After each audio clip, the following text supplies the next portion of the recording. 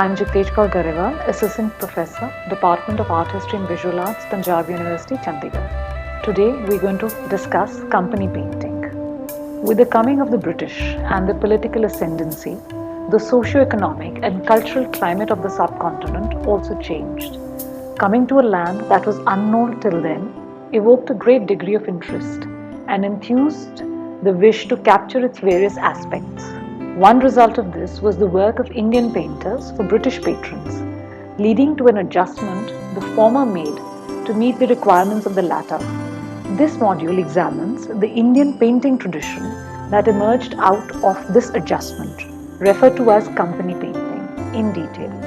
Looking at the transformation in the art practices of the Indian painter in different regions of the country, the module also traces the similarity, differences, and evolution in the painting style in the major centers it was practiced in. The impact of European art in India initially came via the Portuguese missionaries in the form of illustrated Bibles at the court of Akbar.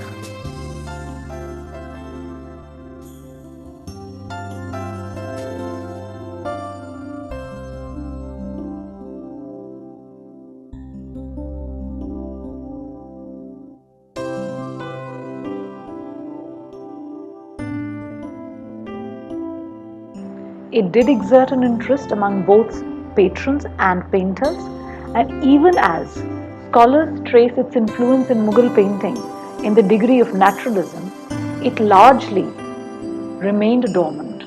The waning of the Mughal Empire and the ascendancy of the British East India Company from around the mid 18th century onwards had far-reaching impact not just on the political landscape but also on socio-cultural life. The visual arts too were impacted, and what emerged from it was company painting. The company school or company painting dates mainly to the 18th and 19th centuries. The tide turned for the British with the battles of Plassey, 1757,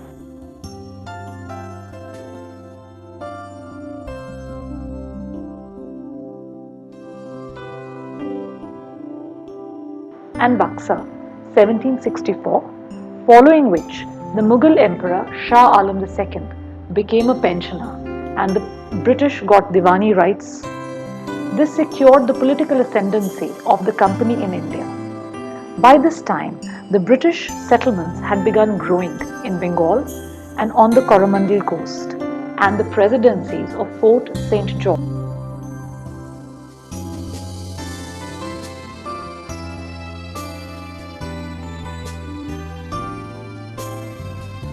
and Fort William were increasingly aggressive.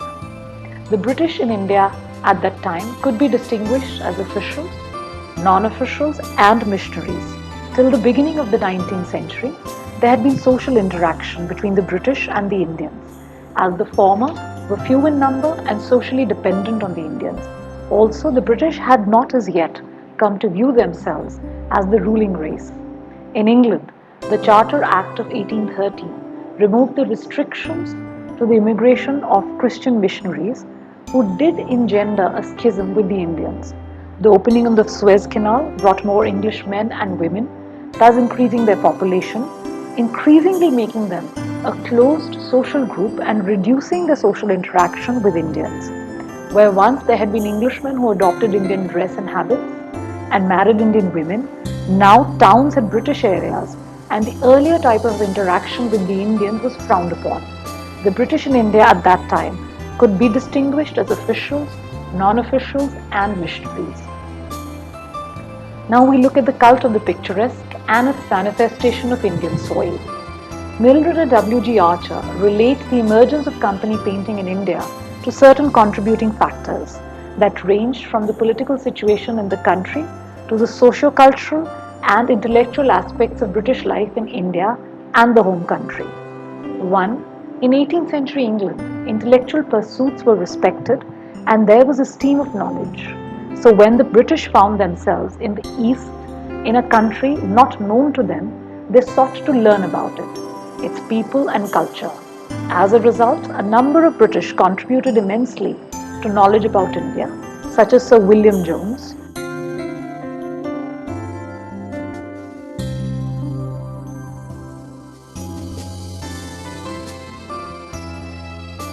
who translated Indian texts and founded the Asiatic Society in Kolkata, or Sir Charles Wilkins, who did the first translation of the Bhagavad Gita into English, or James Forbes, who studied the manners and costumes of Indians, to name just a few.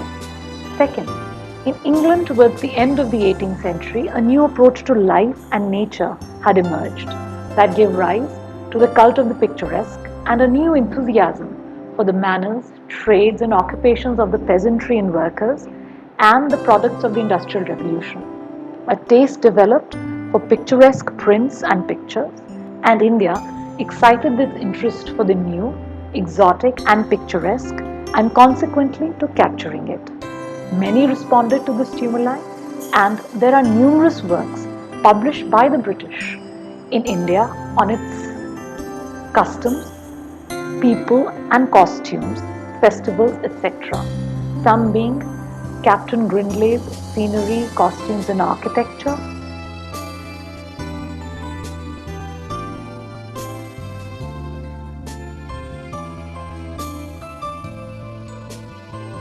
William Taylor's sketches illustrating the manners and customs of the Indians and Anglo-Indians,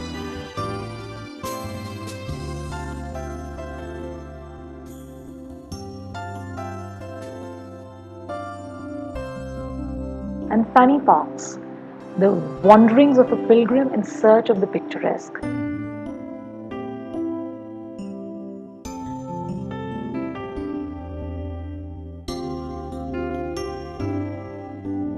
Which has vivid depictions of hosts of festivals, costumes, landscapes, and architecture of India. There are many other names that come to the forefront in this regard. Emily Eden, who in her works recorded characters both rich and poor, James Prinsep, who noted antiquities of Benares,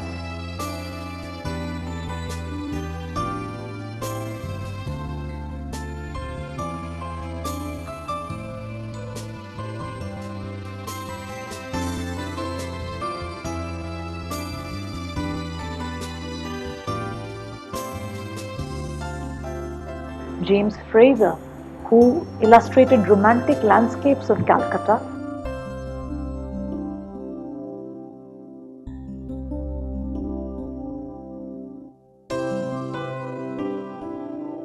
and Himalayas, Richard Barron's views of Nilgiris,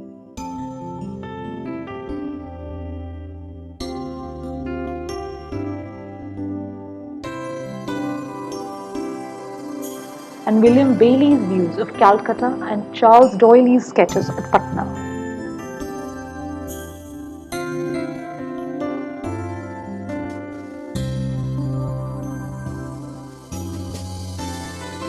Apart from the above mentioned amateur artists, whose artistic merit differed widely, the second half of the 18th century saw the beginning of the arrival of professional artists from Britain and Europe in India. The professionals can be categorized as oil painters, miniature portraitists on ivory, and watercolorists. The first included artists such as Tilly Kettle,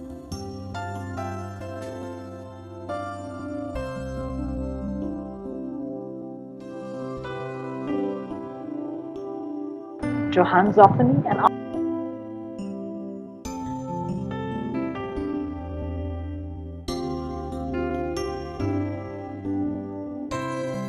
Arthur Davis.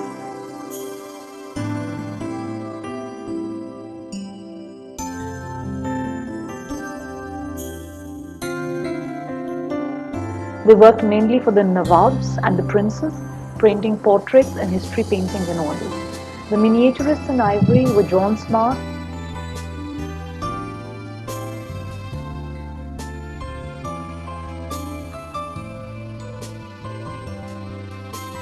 Ozias Humphrey, and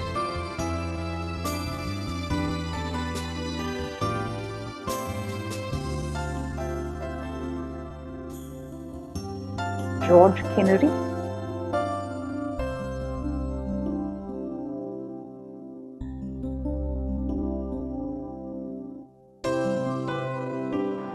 The third category being the watercolorists, who produce drawings either as ends in themselves or as studies for subsequent engravings, aquatints or lithographs, and even oil paintings on their return home. The notable artists under this category are William Hodges,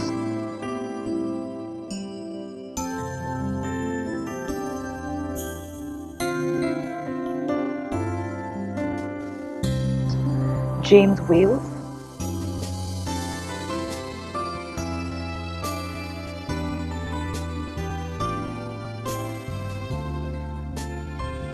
James Moffat, Thomas and William Daniel.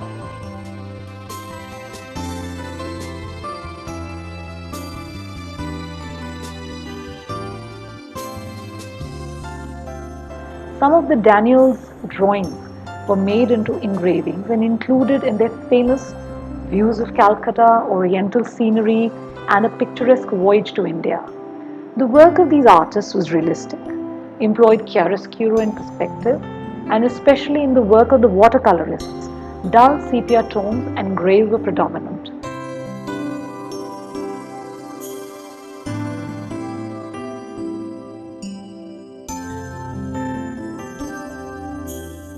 The work of these artists can be categorized as a watered-down neoclassicism that had also molded British taste back home and continued to do so in India. Mildred and W.G. Archer, commenting on the style of these works, termed it as being that of suggestive realism, blending the picturesque classicism of Claude, Poussin, and Salvatore with the naturalism of Ruysdael.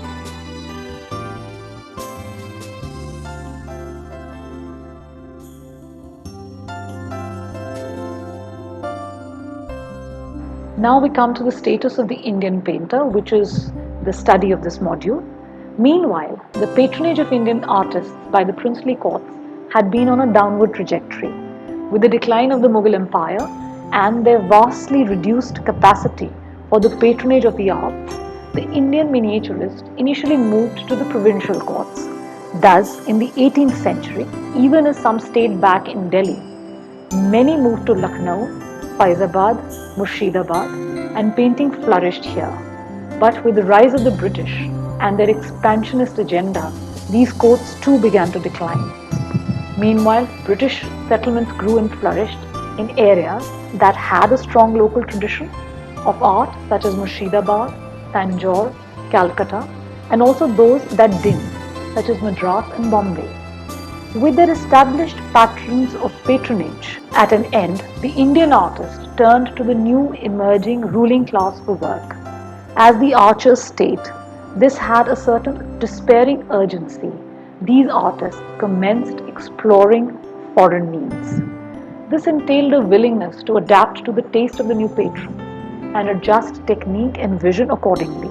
These circumstances gave rise to a new style and the techniques this was executed in. It is this adaptability that provided the foundation for art under the new patrons to flourish on Indian soil. The Indian painter was a descendant of artists who had worked at the Mughal court and other provincial courts and thus came from a long, rich tradition of miniature painting.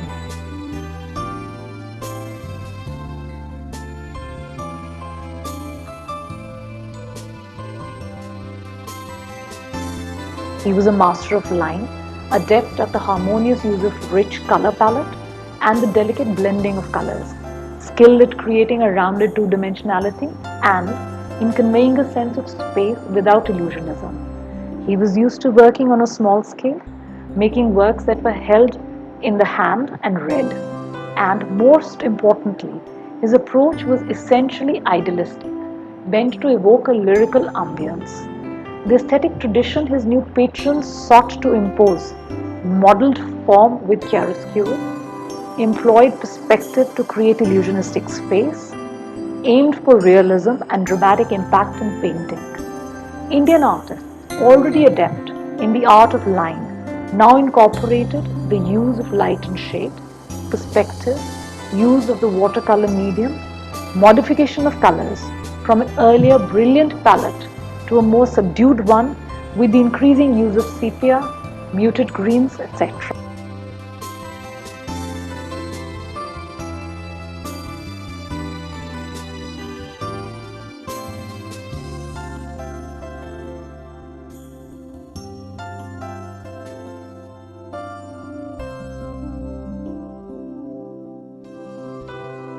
The colors also began to be applied in soft washes on unprepared ground, and machine-made paper began to be increasingly used, and the subject matter shifted in response to British taste to common subjects: trade,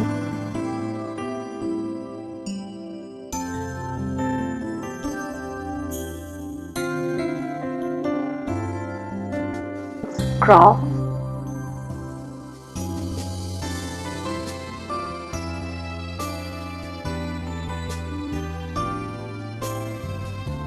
costumes, festivals,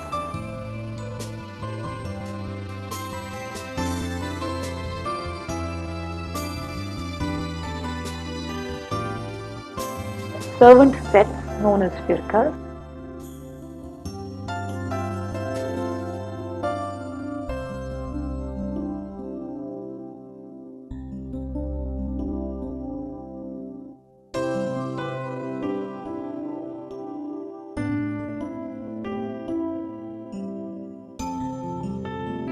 architectural drawings, etc.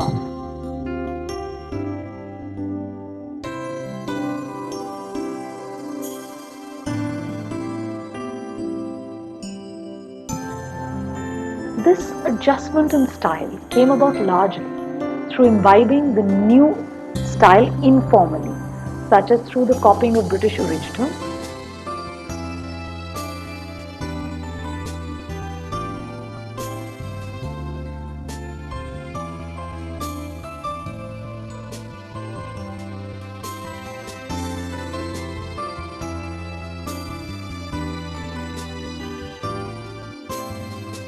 such as the work of the professional painters in India, through the study of prints and watercolors, and also by working as assistants to British amateur and professional artists. For example, the Patna artist Jairam Das assisted Sir Charles Doyley in his lithographic press.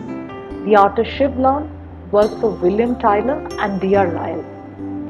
The British, who with their well-formed ideas of what constituted good art, had not been enthusiastic about the traditional Indian art practices, engaged with the local artists initially for menial work, such as house decoration, and others worked as draftsmen under British engineers, employing their skill for detailed and delicate work, for map making and survey work. Another work that was suited to their skills was natural history drawings.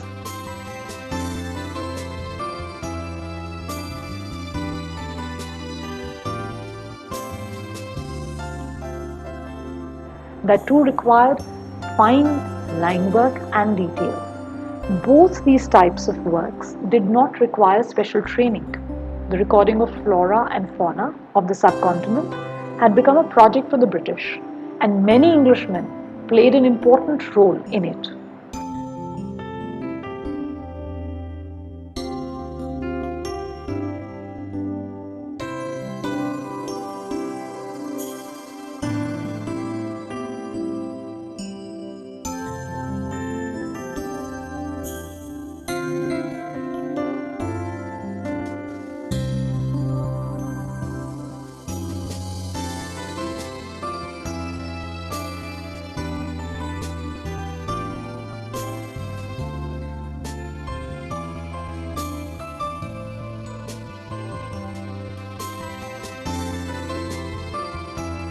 One example is Sir Alaya in Lady Impey, who began collecting and extensively patronizing natural history works documenting birds, mammals, and plants around 1774. Works done for them are signed and dated by Indian artists such as Sheikh Zainuddin,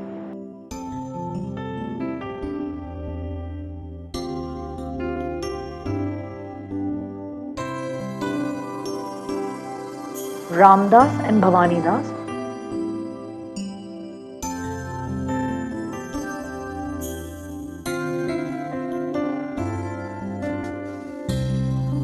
all being natives of Patna, apparently working in Calcutta.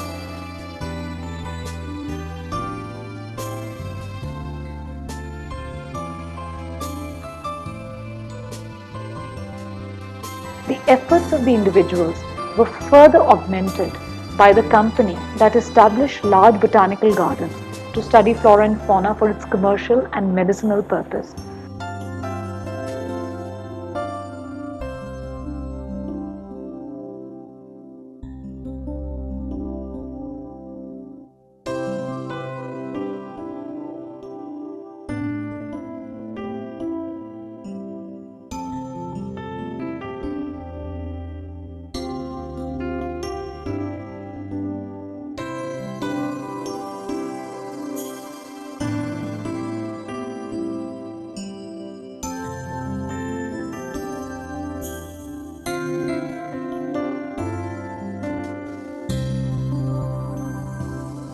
Dr. William Roxburgh from 1793 to 1813 hired some Indian painters including Gurudayal, Haludar, Vishnu Prasad and Mahangu Lal, all from Murshidabad or Patna or farther north.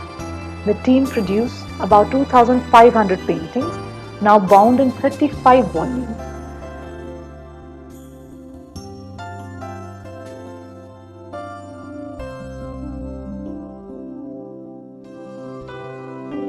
To this band of local artists were later added Gorachand and Runigar by Nathaniel Wallach, who was apparently the successor of Dr. Wallach. This initial engagement with the Indian artist fostered a growing confidence in his ability, further opening the portals of British patronage for the Indian painter. The British patronage of Indian artists was aided also by the fact that not only were the professional British and European artists expensive to afford, but British amateur artists had their limitations, and most importantly, the Indian painter was most advantageously placed to draw and paint his country and countrymen.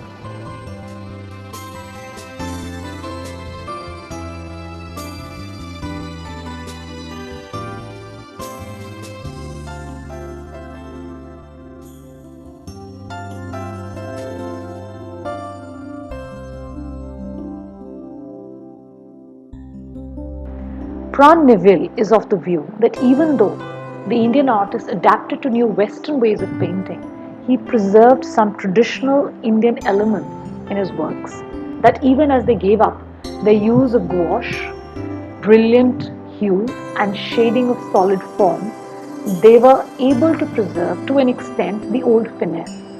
This special kind of painting is what came to be known as company painting. The first region to produce company painting was the Madras Presidency, Tanjore being the principal centre, followed by Tiruchirappalli and Madras. As soon as this style was adopted by the native artists, they received patronage in the northern and eastern parts of India, including Calcutta, Murshidabad, Patna, Banaras and Lucknow. By the early 19th century, company painting had spread to Agra, Delhi and Punjab. In fact, the spread of the style followed the spread of British rule in the country.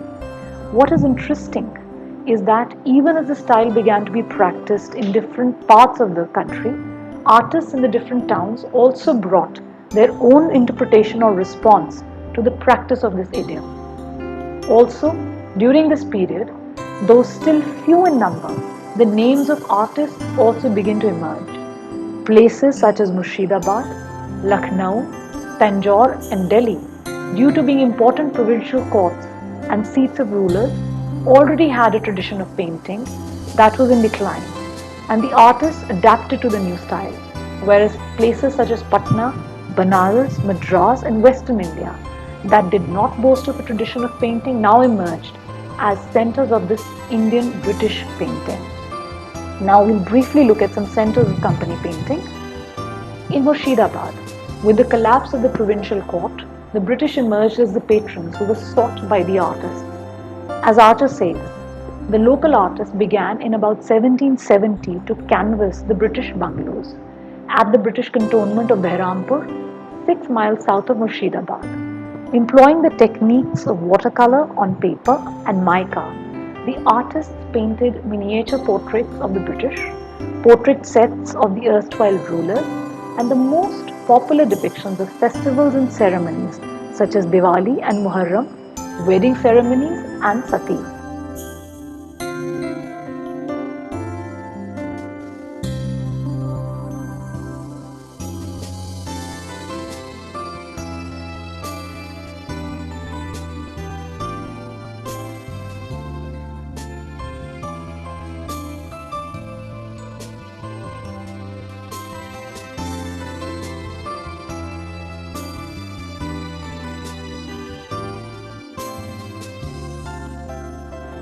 Apart from this, the standard sets of servants, costumes, castes and trades, etc.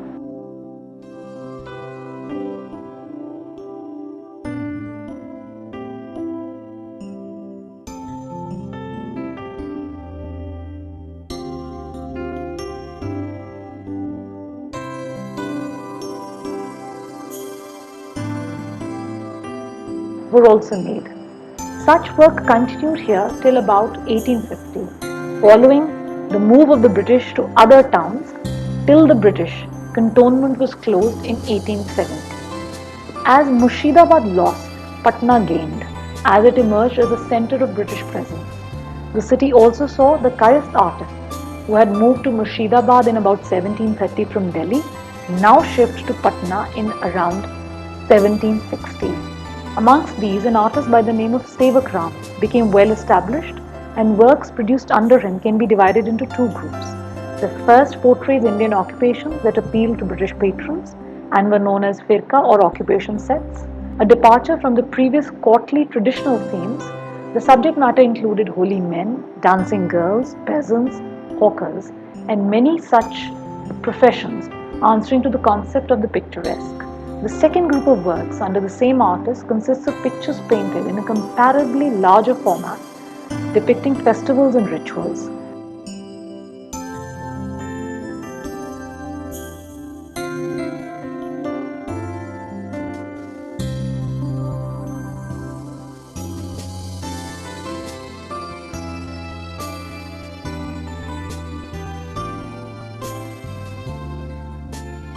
The style of both the sets shows the use of perspective, watercolors, as well as indigenous body color to paint figures in somber sepias.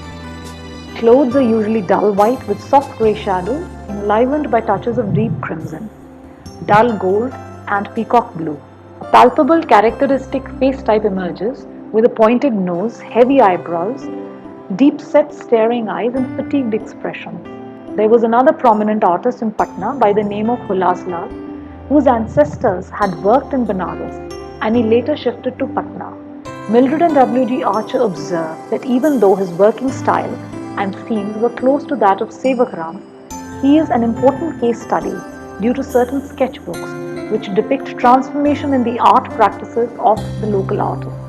The adjustment of technique is evident in his notes from life, to be worked upon later in the studio, exercises in perspective, and pen and ink copies of British artworks. Patna, as one of the centres of company administration, had a number of Indian artists working in this hybrid style, such as Lalji, Jairam Das, Jhumka Lal, Fakir Chand Lal, Tuni Lal, Shiv Lal,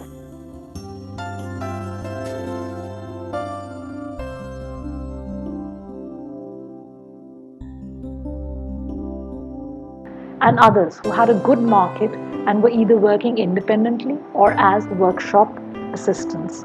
Another amateur artist in Patna, Sir Charles Doyley, had set up the press, the Bihar Lithography, in which an Indian artist, Jairam Das, was employed to transfer sketches to the stone.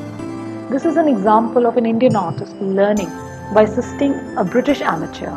Even as Das's work shows the influence of Doyley, he went on to make Men and Animals in Hindustan in 1834 with 36 drawings in watercolor and pencil and a number of miniature portraits in ivory around the same time. Doyley's commissioning of Indian artists, as discussed, would have played a pivotal role in the dissemination of British taste and style amongst the local artist community. Apart from learning through association, the readily available lithographed prints and engravings were also collected by local artists to absorb the style, some of them even freely copying the works. The prolific work being done at Patna is also revealed by the fact that a number of artists, such as Fakir Chand Lal and Tuni Lal, established family workshops here, and their sons Shiv Lal and Shiv Dayal Lal emerged as leading artists. Shiv Lal developed a reputation for the delicacy of line and color and naturalism in his scenes of Indian life,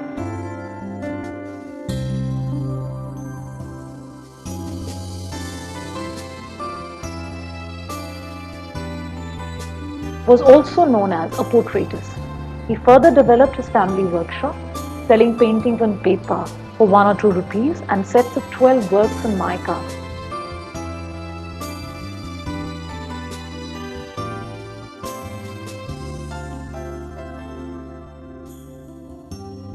for 2 rupees 10 annas as recorded by the archers. His workshop employed at least 6 artists who started as apprentices, doing simple jobs and graduating to filling colors and eventually doing works. Of these, Gur Sahai Lal shows a more conservative approach with his native characters depicted with large eyes, curved lashes, heavy brows, and a strong feeling for geometric patterns. His color scheme remained limited to browns, greys, and occasional use of crimson or a mustard yellow. Banni Lal, on the other hand, was technically more sound and competent,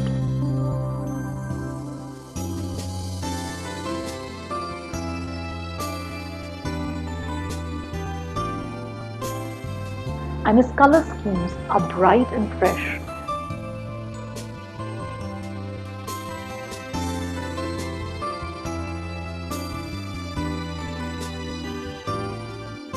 Working both for commission and personal drawings, he produced ivory miniatures and works on paper. Another Patna painter, Shiv Dayal Lal, was also known as a portraitist on ivory and a painter of firqa sets.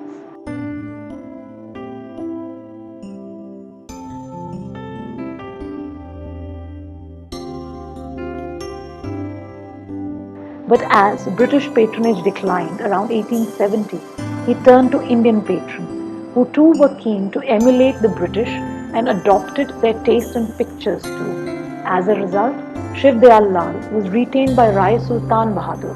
His workshop had two hereditary painters, Jamuna Prasad and Bahadur Lal II, and the fact that they were now painting for an Indian clientele is reflected in the return of a brighter color palette.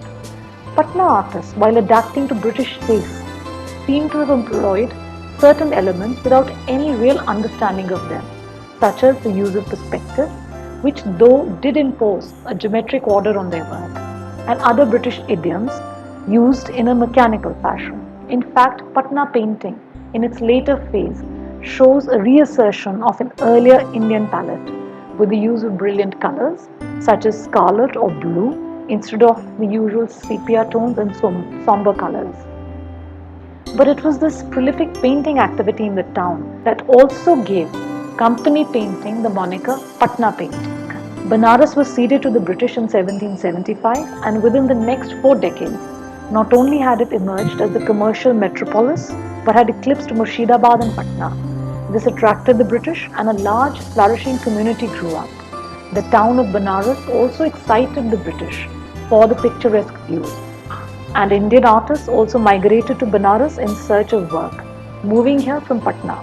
One of the first artists whose presence is recorded here is Dallu Lal, and then a number of names emerge.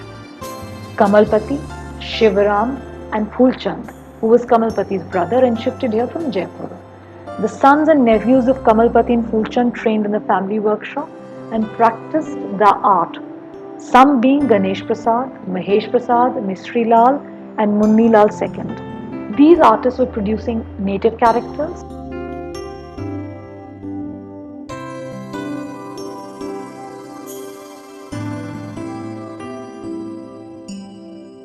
festivals, and some such as Dallu Lal were known as portraitists. The works were purchased not only by the British residents of the town, but largely also by those who travelled through on their journey up the country.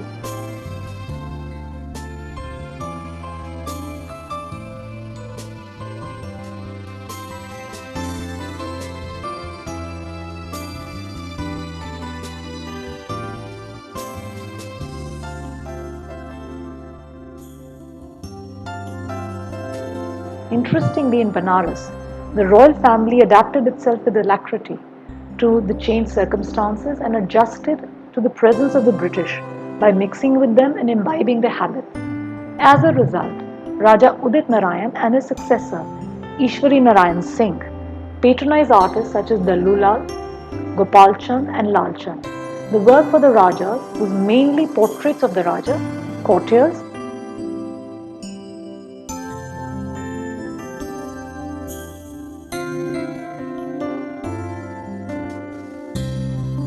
servants and other friends and visitors, almost as keepers of record. By the end of the 19th century, Benares lost its earlier position as an important British station and led to a decline of the art of company painting here. Awadh was a significant province in the Mughal Empire, and under Shujā-ud-Dawla, it became virtually independent of the Mughal emperor. The opulence of the court attracted foreigners to Faizabad and then Lucknow.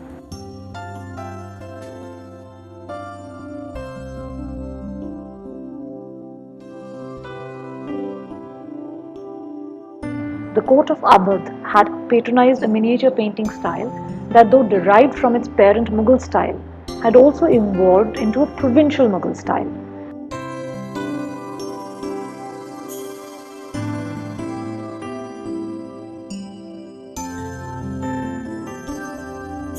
During the reign of Shujā-ud-Dawla and Asaf-ud-Dawla, Indian artists working in the traditional style had been patronized by the rulers, as also the Europeans at court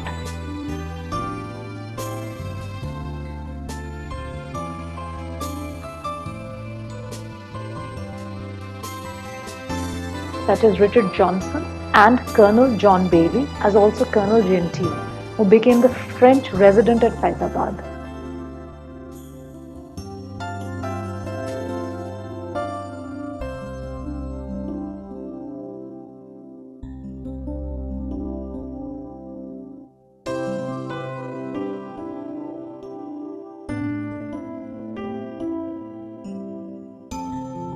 But along with the presence of an active traditional style of painting, the Awadh rulers also began to patronize Western oil painters.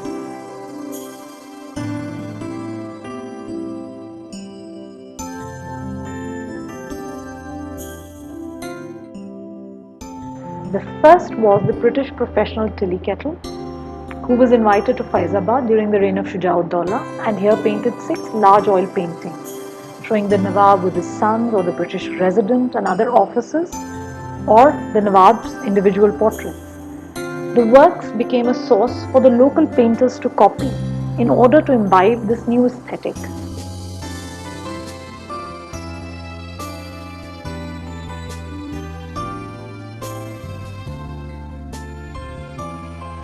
In fact, Kettle's portraits of the Nawab became stock portrait images copied later by both Indian and European artists. This is seen in the copies by Mir Chand, who made many versions from it.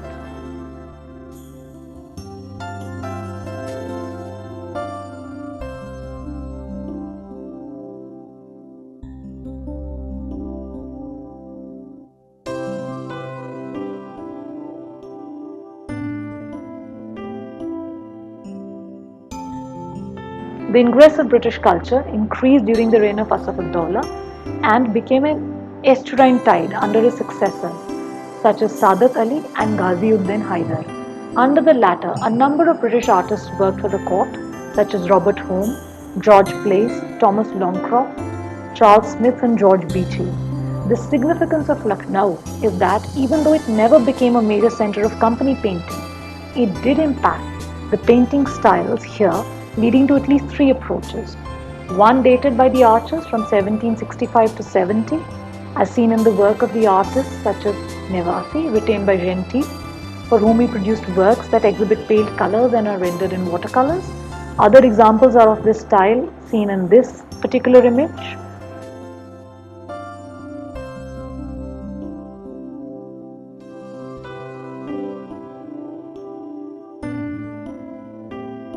Second date from 1775 to 1800 and are the sets of native rulers and native characters done in pale watercolors in the company painting style.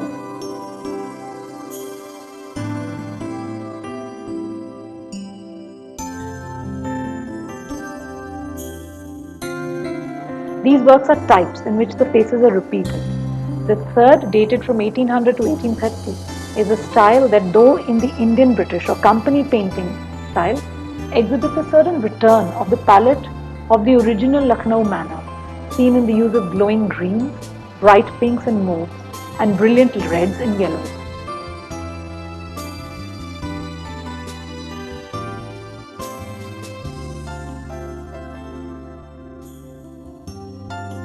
though these two are done in watercolors. This style is visible in the 50 Lucknow pictures in Oriental drawings and in the paintings in Customs of the Court of Oudh, to name two examples. Delhi had been a center of painting under the Mughals, and despite the decline in the fortunes of the Mughal dynasty, the Delhi artists, either for the emperor or more usually for the bazaar, continued to practice the traditional idiom or its variation. Apart from the paintings of the emperor in Darbar, outside the subjects painted were versions of Akbari Jahangiri period pictures, portraits of the Mughal emperors,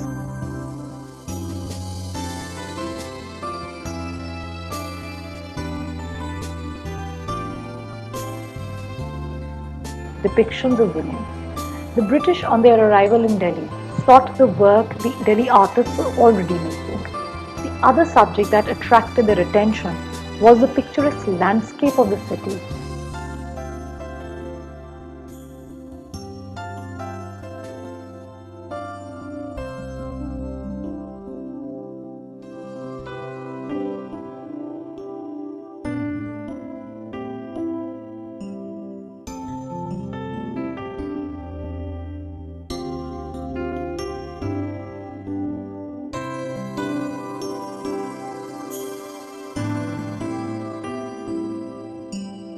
With its Sultanate and Mughal period monuments.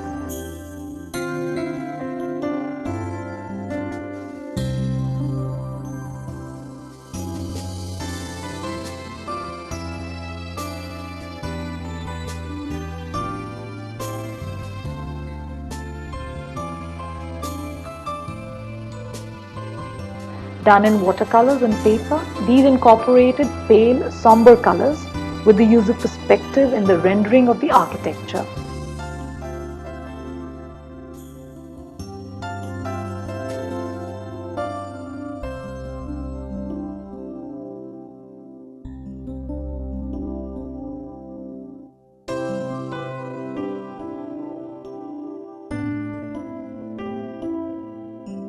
With time, the scale of the architecture reduced in the landscape and small figures in the foreground began to be included.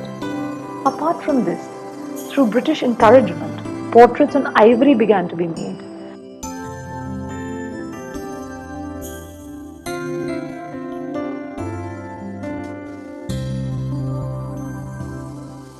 A number of artists are known to have worked for the British, such as Ghulam Murtaza Khan, who also worked for the Mughal court, thus adjusting his style for patrons with divergent preferences. Apart from him, Jeevan Ram is an artist who comes in for praise in the accounts of the British for the acute likeness in portraits.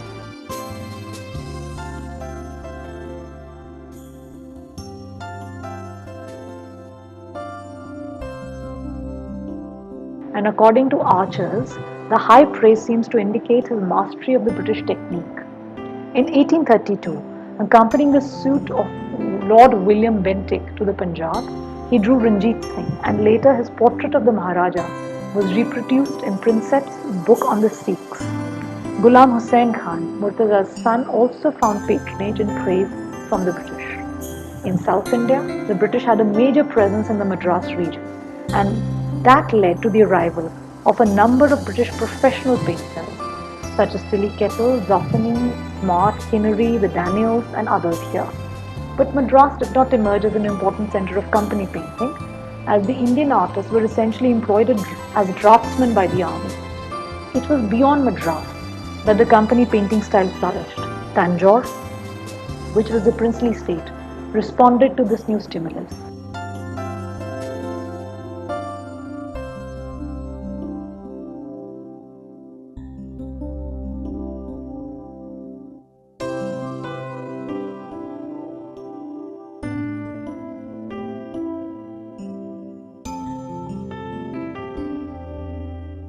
Early accounts speak of mochis, a term describing a group of artists as working for the local rulers, making paintings of the court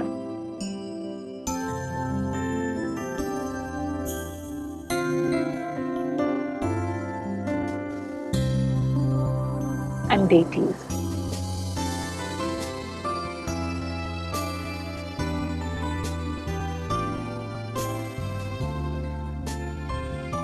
Around 1775, the artist fraternity expanded with the arrival of artists from Hyderabad who infused in the tradition influences derived from the Deccani tradition of painting. According to scholars, the stage was set for the emergence of Tanjore painting. In the last 2 decades of the 18th century, the influence of the British in Tanjore increased greatly, and with the placing of Sarfaji on the throne in 1798, the adoption of British values was complete.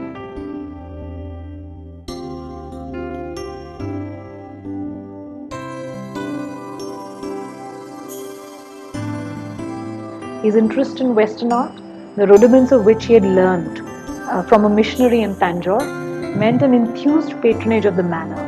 In fact, a book on natural history drawing is attributed to his patronage. Apart from this, one comes across sets of native characters, and later there appear portraits on ivory. Another style of painting that emerged at Tanjore was the images of deities on card or paper or wooden tablets or cloth.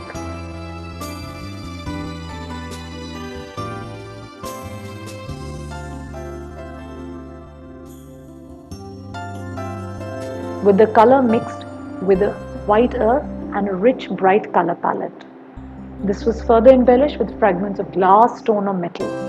Other places in the region that produced work for the British were Trichinopoly, Pudukkottai, Srirangam, Madura and the Malabar coast. In Western India, there do not appear any centres of art activity prior to the arrival of the British. The court of the Peshwa at Pune had employed British oil painters such as James Wales to primarily paint portraits, apart from which he also worked to superintend the Palace School of Drawing. Gangaram Tambat is recorded as one of his proficient students.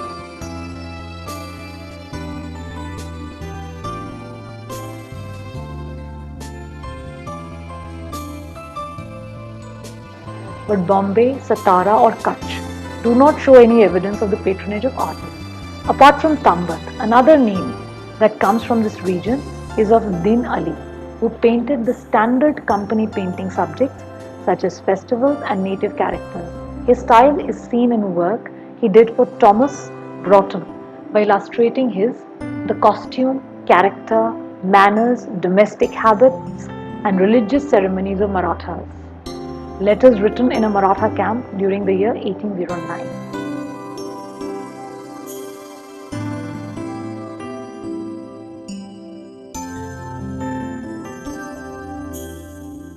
In Punjab and particularly in Lahore, the local or court artists slowly became acquainted with British artworks through observing British amateurs like W.G. Osborne,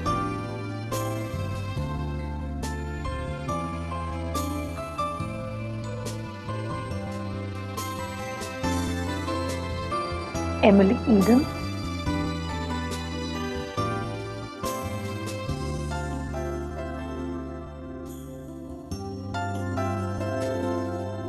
who visited the court, and also later professional painters such as the Austrian August Schoffet. An adjustment in style becomes visible in the work of a number of artists such as Imam Baksh, Keher Singh and Kishan Singh. Imam Baksh's work for the French generals in the Sikh army, such as Court and Avitabu, shows the use of transparent washes of watercolors and works based on observation. Keher Singh, who is mentioned as a court artist in the chronicles of the court of Ranjit Singh, worked as a muralist and a miniaturist, initially at Lahore and then Kapurthala. His lightly tinted sketches on paper depict native characters from ascetics to potters and members of castes and tribes. These works, though in the nature of company painting, are not simply representations of types. Inscriptions on the sketches in Urdu and Gurmukhi note details of the figures from their names to age to native town to their profession, among other things. The faces are sensitively studied and there is an empathy with the subject. Though we also come across the standard stock of firqa sets in bold colors and lines that were in all probability cheaply available in the bazaar. The quality of all these works depended primarily on the knowledge and taste of the patron and how much they could pay. Overall, company painting provide a record of the social and cultural scene. Pran Neville believes that they cannot be seen as a decline of the classical art, but rather as a different style, which retained the elegance, poetic vision, and sensibility central to traditional Indian painting. Archers sum up company painting as marking a decline in the artistic traditions of the country, especially in comparison to the earlier Mughal and later Mughal painting. Though the change of medium to watercolor and democratic subjects are seen as clear precursors of later Indian attitudes that came to be reflected in modern Indian painting. In fact, Mildred Archer also states that company painting can be seen as the last original contribution by Indian artists before the modern deluge. By 1890, Indian painting for the British had virtually come to a close.